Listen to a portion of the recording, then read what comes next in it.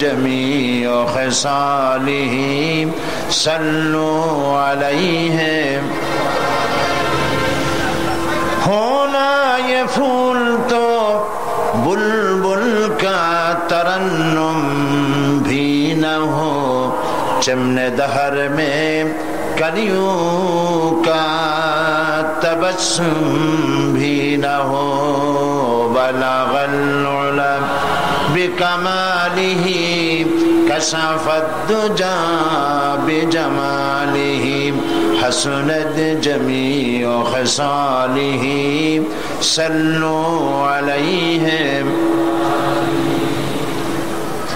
नसीमा जानबे बतहा गुजर कुन ज़हवालम मुहम्मद रा खबर कुन।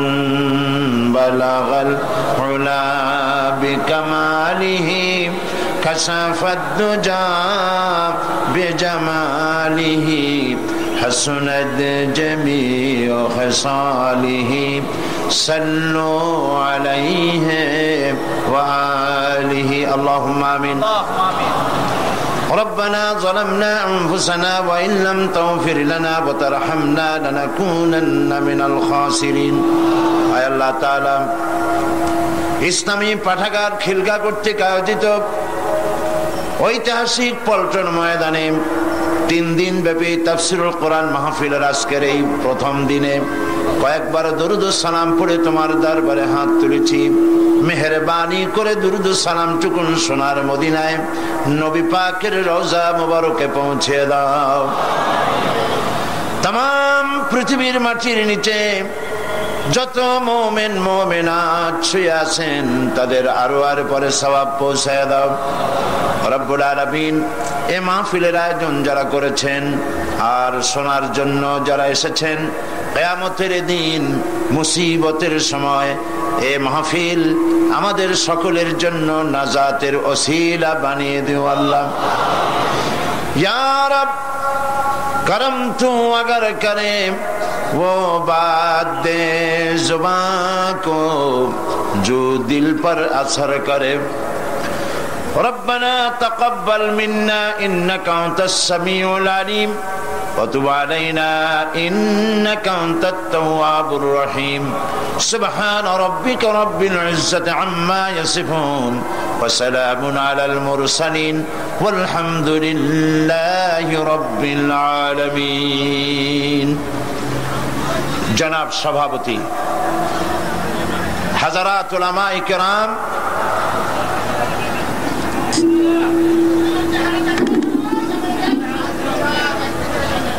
सम्मानित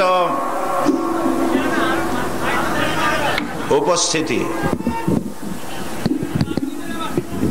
अस्सलामु अलैकुम व रहमतुल्लाहि व बाराकातुहु। আমরা আল্লাহ রব্বুল ইজ্জত ওয়াল জালাল তার দরবারে লাখো কোটি শুকরিয়া আদায় করি যে মহান আল্লাহ তাবারক ওয়া তাআলা আমাদেরকে আজ ইসলামী পাঠাগার খিলগা করতে আয়োজিত 24তম বার্ষিক তাফসীরুল কোরআন মাহফিলে ঐতিহাসিক পল্টন ময়দানে আমাদেরকে উপস্থিত হওয়ার তৌফিক এনায়েত করলেন। এই মাহফিল তেমন প্রচারের সুযোগ হয়নি, হবে কি হবে না সে ব্যাপারেও সন্দেহ ছিল। সমস্ত প্রশংসা আল্লাহ পাকের, যিনি অবশেষে কোরআনের কথা ঢাকাবাসীকে ঐতিহাসিক পল্টন ময়দানে শোনার সুযোগ করে দিলেন। তার দরবারে আবারও শুকরিয়া জানাই আলহামদুলিল্লাহ।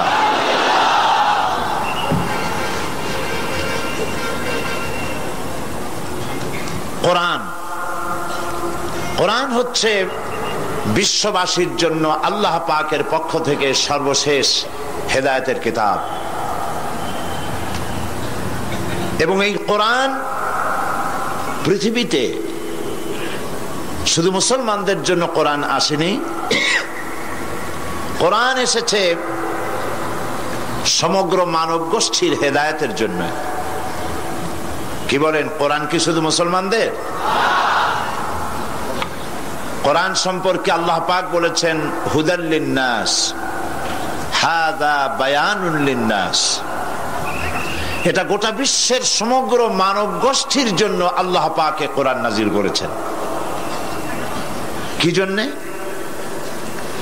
নাজিল করার কারণ হচ্ছে মানব গোষ্ঠী সহ সমস্ত সৃষ্টির স্রষ্টাকে, বলুন সবাই,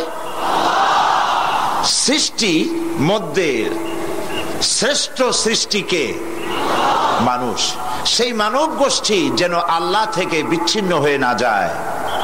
তারা কিভাবে পথ চলবে, কেমনে তারা এই দুনিয়ায় চলবে, কিভাবে আল্লাহকে পাবে, সেই জন্য আল্লাহ পাক যুগে যুগে পেগম্বর পাঠিয়েছেন, অসংখ্য নবীদেরকে পাঠিয়েছেন এবং তাদের মাধ্যমে জাতিকে, বিশ্ববাসীকে আল্লাহর দিকে আকৃষ্ট করার জন্য আল্লাহ পাক কিতাব নাজিল করেছেন।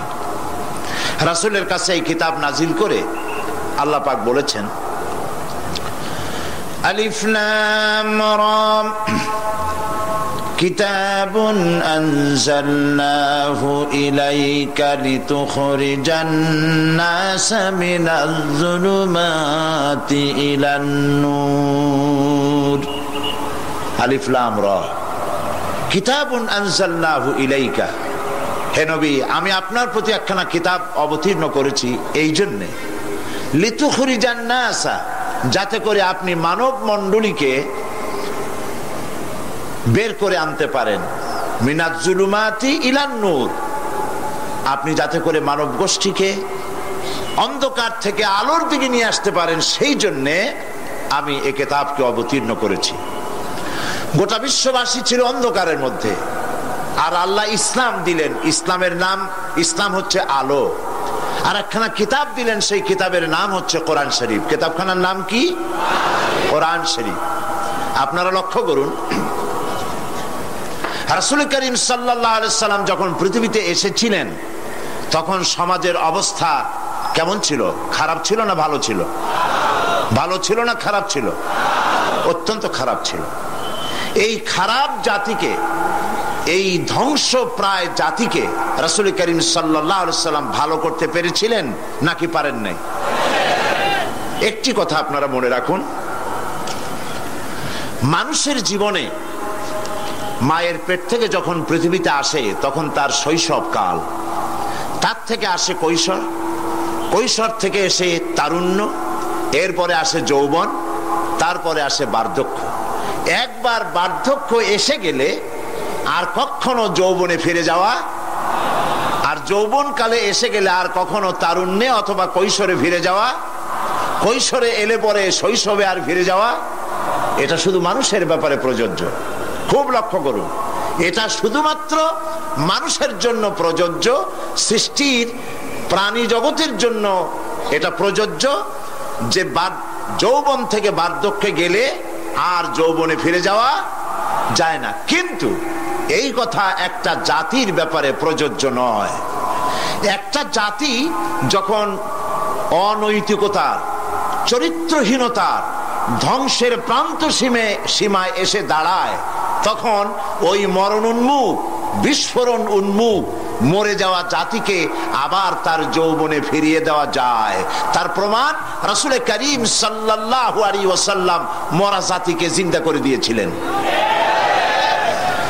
সেই আরবের মরা জাতি জেনা, ব্যভিচার, হত্যা, ধর্ষণ, মিথ্যা ইত্যাদিতে ভরপুর ছিল যে সমাজ, এই সমাজটাকে রাসূল করিম সাল্লাল্লাহু আলাইহি ওয়াসাল্লাম অনৈতিকতার, চরিত্রহীনতায় ধ্বংসপ্রাপ্ত জাতিকে রাসূল করিম সাল্লাল্লাহু আলাইহি ওয়াসাল্লাম বিশ্বের শ্রেষ্ঠ জাতিতে পরিণত করতে পেরেছিলেন নাকি পারেন নাই? কি দিয়ে পেরেছিলেন বলুন তো এবার? জোরে বলুন, কি দিয়ে?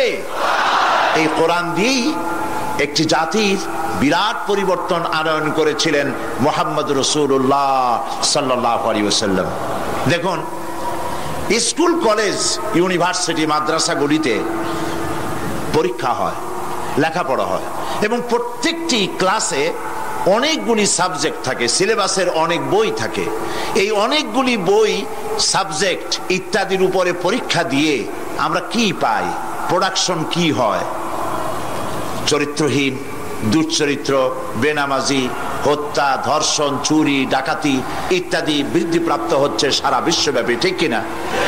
এবার দৃশ্যের অপর পৃষ্ঠ দেখুন। রাসূল করিম সাল্লাল্লাহু আলাইহি ওয়াসাল্লামের কাছে একটা বিশ্ববিদ্যালয় ছিল। আজকে যেমন পৃথিবীতে অনেক বিশ্ববিদ্যালয় আছে, রাসূলের কাছেও একটা ইউনিভার্সিটি ছিল। সেই ইউনিভার্সিটির নাম হলো আল হেরা ইউনিভার্সিটি। এই আল হেরা ইউনিভার্সিটির চ্যান্সেলর ছিলেন আল্লাহ রাব্বুল আলামিন, আর এর ভাইস চ্যান্সেলর হলেন মুহাম্মদুর রাসূলুল্লাহ সাল্লাল্লাহু আলাইহি ওয়াসাল্লাম। এই বিশ্ববিদ্যালয়ে যে সব ছাত্ররা তৈরি হয়েছিলেন, সেই সব ছাত্রদেরকে আপনারা কি চেনেন? সেসব ছাত্রদের নাম শুনুন। এই বিশ্ববিদ্যালয় থেকে যে সব ছাত্ররা বেরোলেন, তারা হলেন আবু বকর, ওমর, ওসমান, আলী, আমর ইবনুল আস, আব্দুর রহমান বিন আউফ, আবু উবাইদা ইবনুল জাররাহ, জুবাইর ইবনুল আওয়াম, জারির ইবনে বাজালি, আবু মুসা আশআরী, আবু হুরায়রা, আবু জাফর গিফারি, আবু যার গিফারি রিদওয়ানুল্লাহ তাআলা আলাইহিম আজমাইন। এই সব ছাত্র ওই বিশ্ববিদ্যালয় থেকে তৈরি হয়েছিল। আজ যদি পৃথিবীর সমস্ত বিশ্ববিদ্যালয় একত্রিত হয়ে প্রচেষ্টা চালায়, হযরত ওমরের মতো একজন মানুষ বানাতে পারবে কি? পারবে? তাহলে রাসূল করিম সাল্লাল্লাহু আলাইহি ওয়াসাল্লাম তার ওই বিশ্ববিদ্যালয়ের সিলেবাসে বই ছিল মাত্র 2খানা। রাসূলের বিশ্ববিদ্যালয় সিলেবাসের কিতাব ছিল কয়খান? একখানা হলো কোরআন শরীফ, আর একখানার নাম আপনারা বলুন। মাশাআল্লাহ। একখানা হলো কোরআন, আর একখানার নাম হাদিস। কোরআন আর হাদিস দিয়ে রাসূল করিম সাল্লাল্লাহু আলাইহি ওয়াসাল্লাম সিলেবাসের মাত্র 2খানা বই দিয়ে গোটা বিশ্বের মানব মণ্ডলীর বিরাট তাদের মস্তিষ্ক এবং চিন্তার জগতে আলোড়ন সৃষ্টি করেছিলেন। রাসূল যে সমাজ তৈরি করেছিলেন, ওই সমাজ পৃথিবীর মানুষের কাছে আর ফিরে আসে নাই। তবে হ্যাঁ, আসতে পারে, যেহেতু সিলেবাসের সে 2খানা কিতাব আজও আছে। না নাই? রাসূলুল্লাহ বলেছেন, খায়রুল কুরুনি কারনি, সর্বশ্রেষ্ঠ যুগ হচ্ছে আমার যুগ। সর্বশ্রেষ্ঠ যুগ কার? রাসূলের যুগ। আমি আপনাদের সামনে কোরআনে কারীমের তাফসীর পেশ করব ইনশাআল্লাহ। বলি ইনশাআল্লাহ। আমি ভাবতেও পারি নাই পত্র পত্রিকা পড়ে যে কোরআন শরীফের তাফসীরের মাহফিল ঢাকাবাসীরা এবার শুনতে পারবে। কিন্তু মাবুদের দয়া, কোরআন শরীফ কার?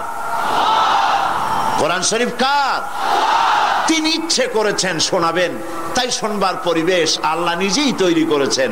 সমস্ত প্রশংসা আমার রবের। জোরে কোন আলহামদুলিল্লাহ। আমি আপনাদেরকে তাফসীর শোনাবো ইনশাআল্লাহ। তবে সাংবাদিকরা চলে যাবেন, আমাদের প্রিয় সাংবাদিক বন্ধুগণ, ওনারা চলে যাবেন তাড়াতাড়ি করে, যেহেতু তাড়াতাড়ি ওনারা না গেলে পত্রিকায় জায়গা পায় না। এই জন্য প্রতি বছর আপনারা জানেন যে আমি যা আলোচনা করতে চাই তার একটা জিস্ট, সামান্যতম কিছু কথা তাদের জন্য আমি বলি, যাতে করে তারা পত্রিকায় দিতে পারেন। কারণ হলো, এইখানে যত লোক আসছেন, এইটাই তো বাংলাদেশ, বাংলাদেশের পুরোটা না, সামান্য কিছু লোক আমরা আসছি। সারা দেশের মানুষ জানতে পারবেন ওনাদের মাধ্যমে, যদি ওনারা মেহেরবানি করে এটা পত্রিকায় হাইলাইট করেন। ঠিক কিনা বলেন? সেই জন্য আজকে আমি যে বিষয়ে আলোচনা করব তার একটা জিস্ট ওনাদেরকে দিচ্ছি, আপনারাও সেই ভাগে শুনে নেন। এবং এরপরেই আমি কোরআনে কারীমের তাফসীর শুরু করব। চিন্তা করেছি আমি আজকে সারাদিন যে কোন জায়গা থেকে শুরু করলে ভালো হয়। শেষ পর্যন্ত আমার খেয়াল এসেছে যে আমাদের মধ্যে ঈমানের ঘাটতি পড়েছে। জাতির মধ্যে, জাতির ভিতরে সবচাইতে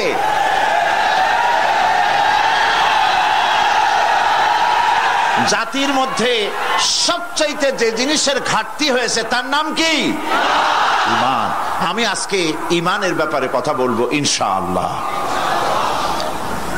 সেটা কোন সূরা থেকে আমি শোনায় দেই। সূরা আস-সাফের 10 এবং 11 নম্বর আয়াত থেকে আমি তাফসীর শুরু করব ইনশাআল্লাহ। আল্লাহ যদ্দুর নেন, আজকে পারলে পুরোটা আজকে করব, না হয় কালকে করব, না হয় শেষ দিনে পুরোটা শেষ করে ফেলবো বেমাশিয়াতিল্লাহ তাআলা।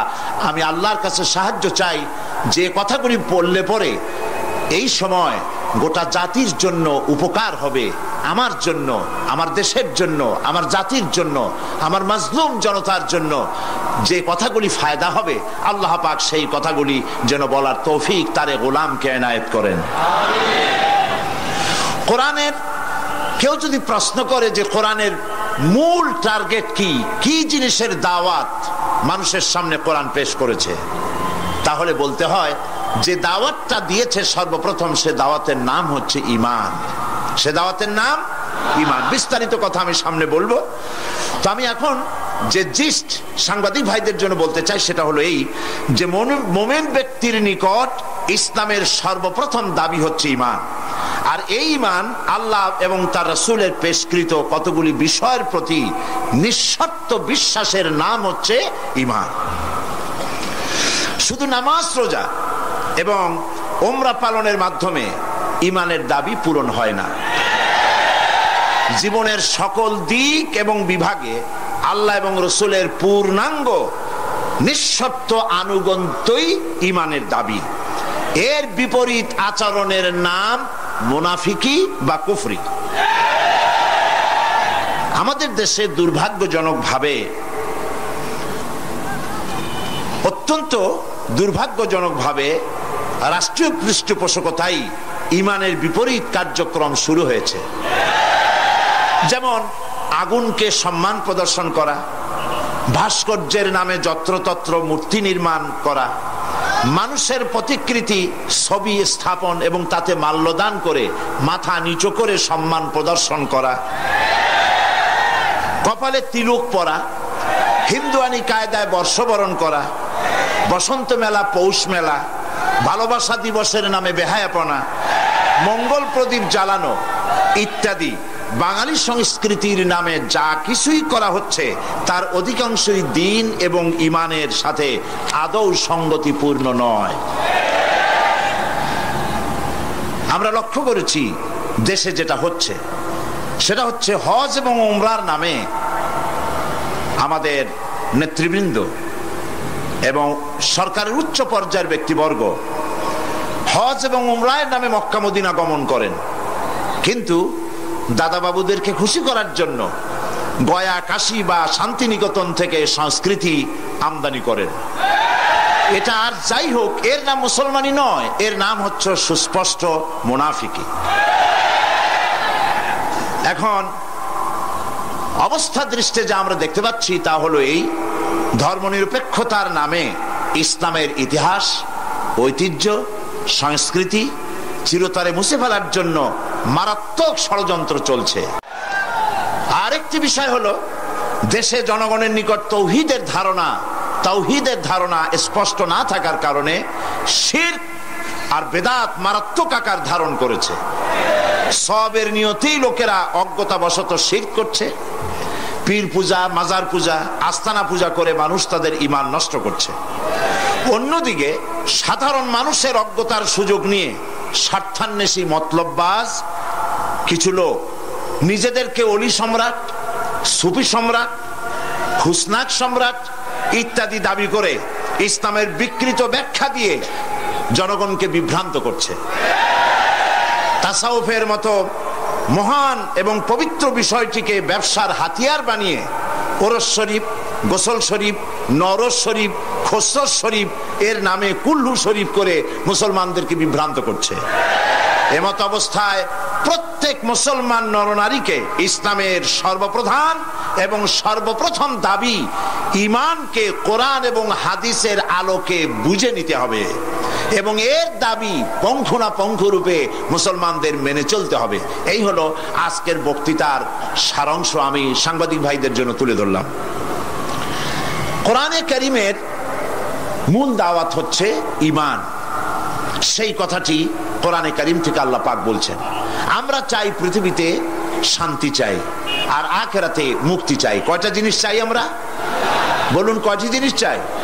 দুটি জিনিস। একটা চাই পৃথিবীতে শান্তি আর আখিরাতে মুক্তি। এই তিনটি জিনিস আমরা দাবি করি বা চাই।